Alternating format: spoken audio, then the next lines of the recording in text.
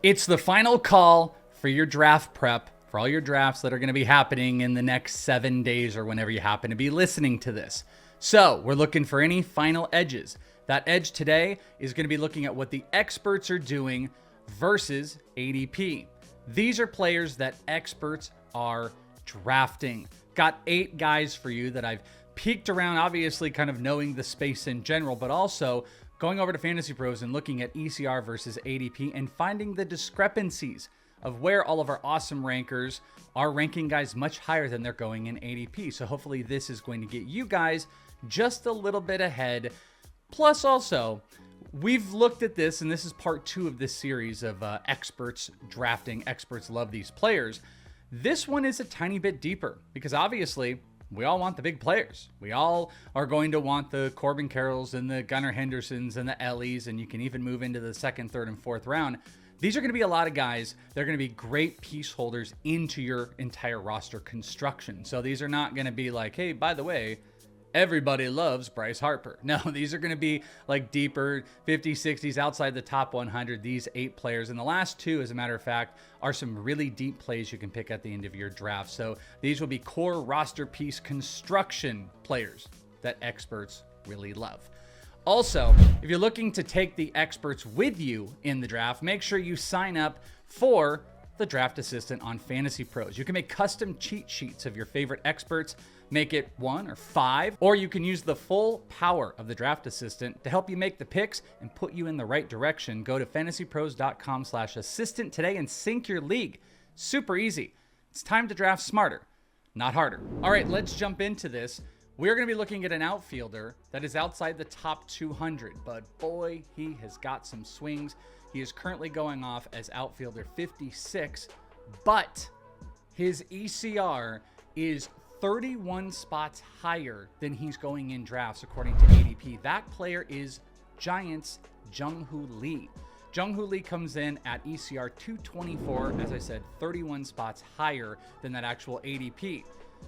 He has a high of 163, so we're talking around 60 spots higher. One individual has him higher than just his average ECR. Remember, ECR is going to take all of the rankers, create an average across the board with a high of 163, a low of 287.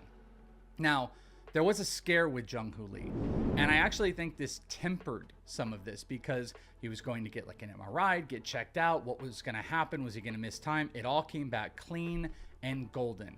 And that, I think, is a big key why experts are going to be able to jump right back in as a core piece of someone everybody wants to draft. Now, he's not your outfielder 1 or 2, but he can end up being one of the best outfielder 4s you can get out there. So far this spring, he's hit over 300. He's got 2 homers and a 400 OBP. And the thing that has people really, really excited, he hit 3 for the Giants. So the question about potential empty stats and where he could hit, especially if he was hitting 7 or 8. If you're hitting him at 3, there's a lot of RBI opportunities. There's a lot of run opportunities. You're going to have Matt Chapman behind him, and he's kind of free. So for a 3-hole hitter on a team that's got some pretty good bats, it's a pretty big field out there, so I don't expect big, home run numbers or maybe necessarily even stolen base numbers. Experts are making sure at the end of drafts to get Jung Hoo Lee. And there's a handful of outfielders, we talked about it in the first one, that, you don't necessarily have all of the exact choices. I mean, I suppose at the end of the day, anyone could take a 3rd round pick, like you could just take him higher, but you kind of get priced out of some of those outfielders when you're building in, whether it's you drafted high of a Corbin Carroll or Fernando Tatis, or you ended up pushing later into the 40s and 50s. It's hard to say you don't have an opportunity to get an outfielder that's in the 200s. Experts love Jung Hoo Lee, especially that all of the medicals came back clear, and they are ranking him one of the highest we're going to talk about on this video. So maybe you want to piece together in those 5 outfielder leagues, Jung Hoo Lee. Maybe even a really good, cheap 3rd outfielder so you can cover some other things. But Jung Hoo Lee is someone that experts love. Number 2, we're going to go to a pitcher. We're going to go to Cleveland. We're going to go to Tanner Bibee. This one was a little bit surprising. When looking at ECR versus ADP inside the top 300, this was one of the highest pitchers inside the top 300, inside the top 200. He's a ECR 85 overall pitcher, so he's a top 100 guy. This was one of the highest ECR versus ADP differences, 14 spots higher he's ranked than where he's going in drafts. He's going closer to like the 100s. Tanner Bibee has a high of 49 overall, so one ranker has got him a top 50 overall player. On the low, he's around 131. He had 173 innings last year with a 3.47 ERA, 26% strikeout rate, pretty solid, with an overall low contact against. As far as those numbers go, under 5% barrel rate. We like that. And he's become the ace of the staff. So far this spring, he started 2 games, struck out 7 and 9 innings, and he has not given up a run as recording this. This also earned him the opening day gig. One of the things that's really interesting about him is he belongs in this pitching zone that I would call it. That's like around 100, where there's just I think not only are there a lot of really great pitchers, a lot of people are looking for pitching, whether you invested high or you wait. I mean, really all 3 of the categories. If you went really high, if you took maybe someone early and then you're jumping back in, or you went heavy hitting, you get to that 6th, 7th, 8th round, we're all looking at pitching. And there's a bevy of players, the really high, exciting guys who are moving up, like Spencer Schwellenbach, whether there's maybe old, maybe they're boring to some people, Aaron Nola, Luis Castillo. And then there's a guy like Tanner Bibee, who, as SP22, I actually think he has the potential to fall quite a bit further down. And where we're taking some risks, experts and everybody is taking risks. Maybe you took Jacob deGrom, maybe you consider Garrett Crochet a risk, George Kirby, maybe you invest in, whatever it is.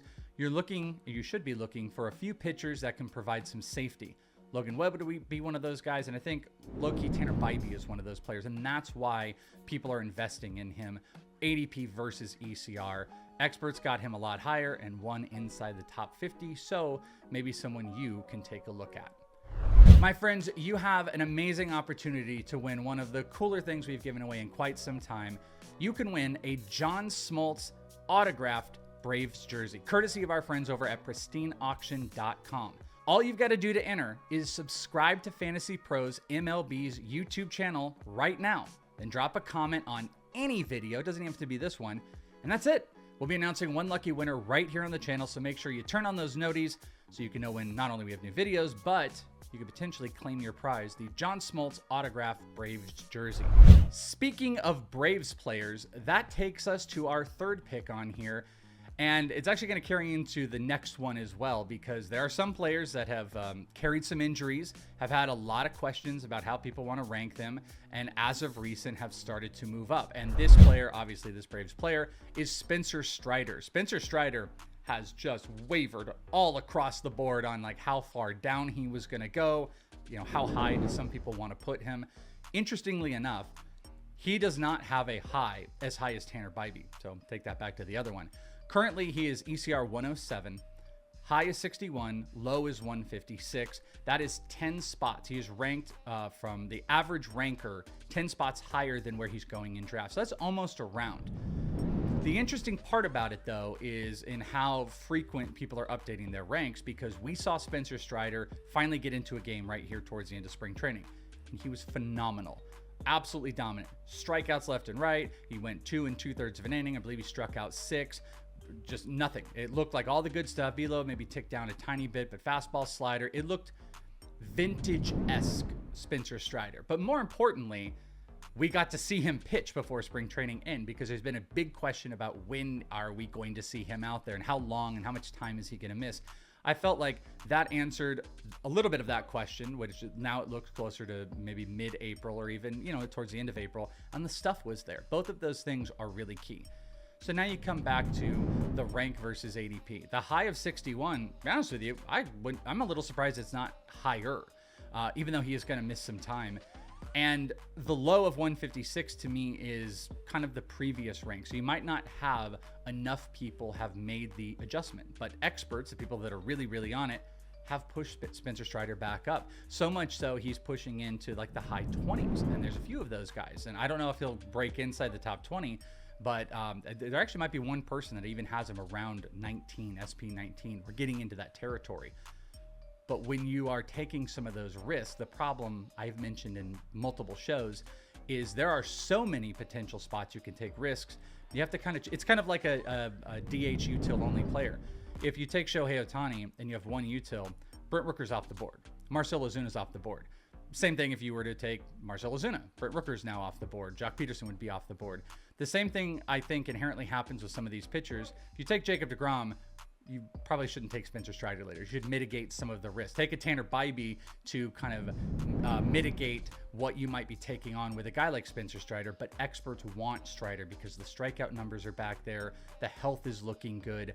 And frankly, I think this number could be a lot bigger. It's only 10 spots ECR versus ADP, and I think this could go a lot higher. He's going to go higher in drafts. SP32, the higher end of people that have made updates and put him into the top 20 to 25. So Spencer Strider is someone now that experts are willing to take a risk on.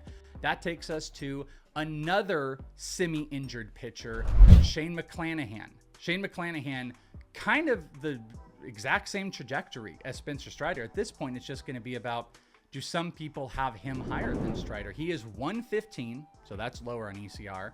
SP34, that's also lower. And he has a slightly lower high pick of 66, but both of these guys going in the 60s. So that would be roughly a 6th round pick, I believe, in like a 12-team 5th round pick in like a 15-team league.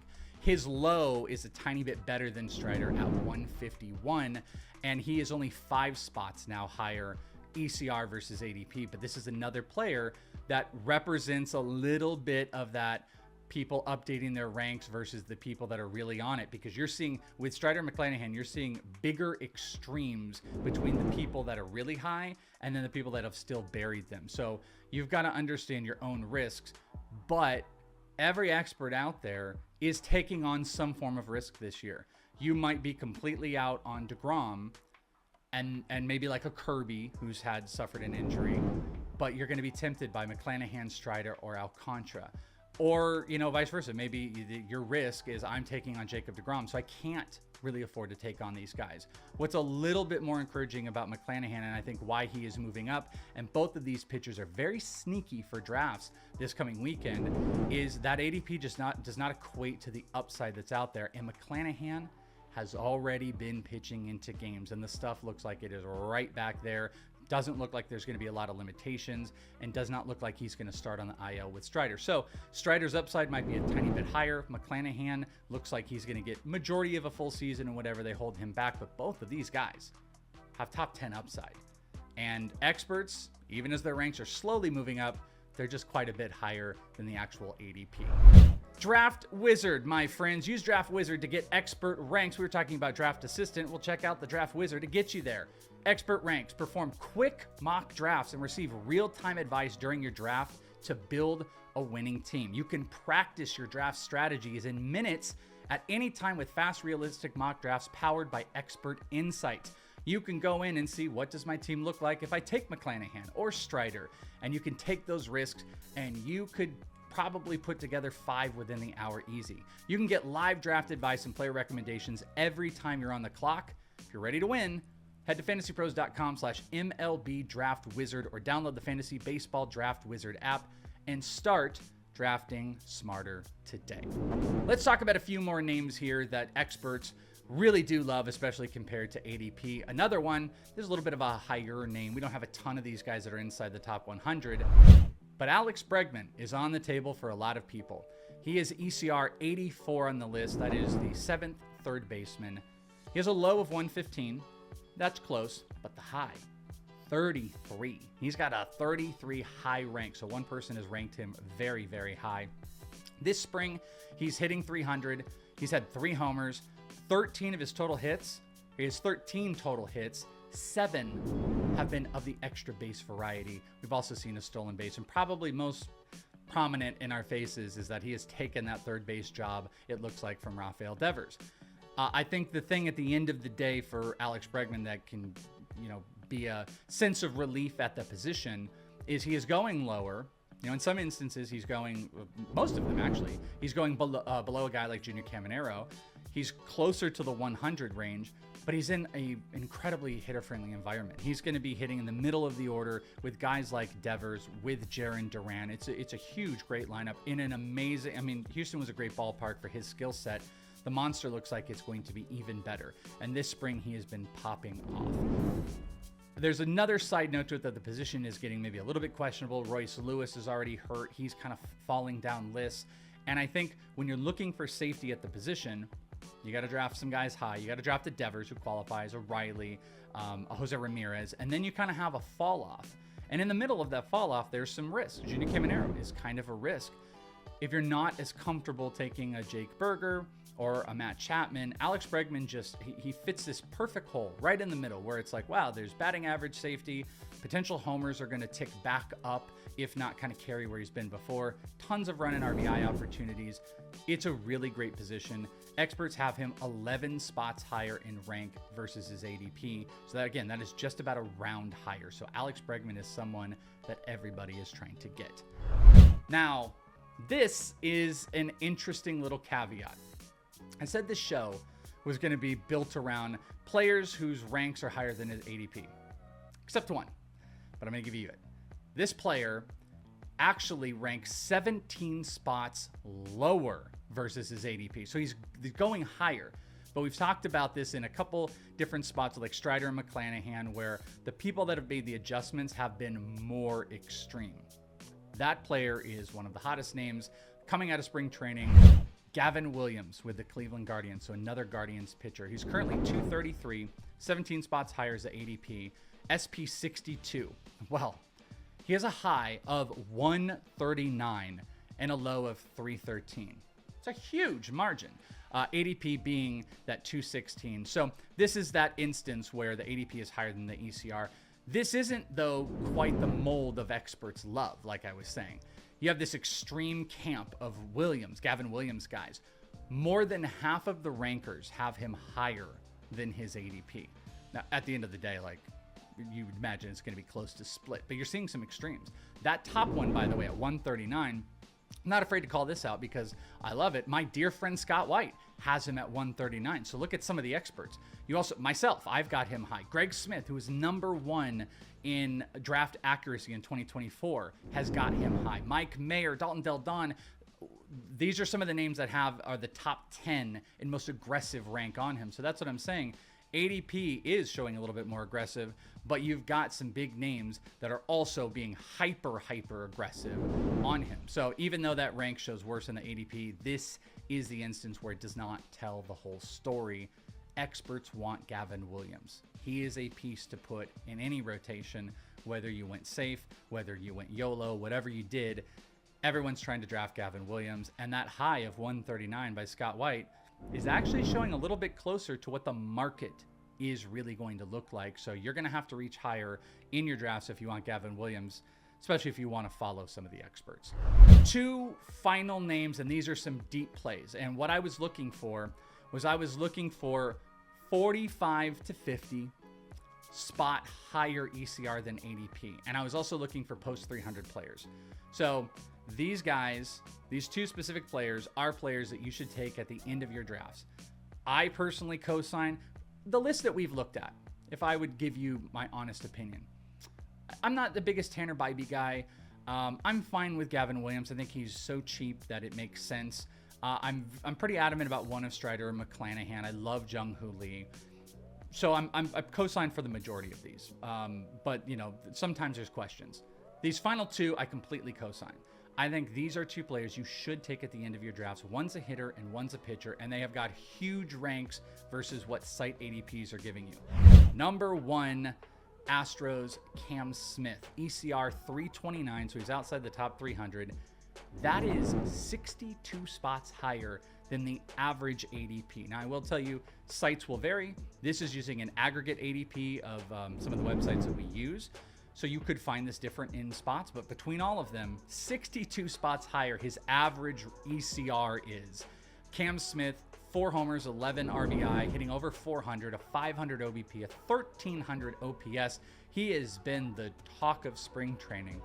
Looks like he has got a really great shot to break camp as a right fielder with the Astros, and that is going to put him in a position to potentially be an AL Rookie of the Year candidate. The offense is through the roof. He's going outside the top 300, and rookies are just still cheap, and rankers are telling you this is the end of the draft player you need to take, especially if you're looking at a hitter. 62 spots higher than ADP. The pitcher, going to the NL, Hayden Birdsong. Hayden Birdsong, 363 ECR, 46 spots higher than his ADP. So his ADP is like outside the top 400.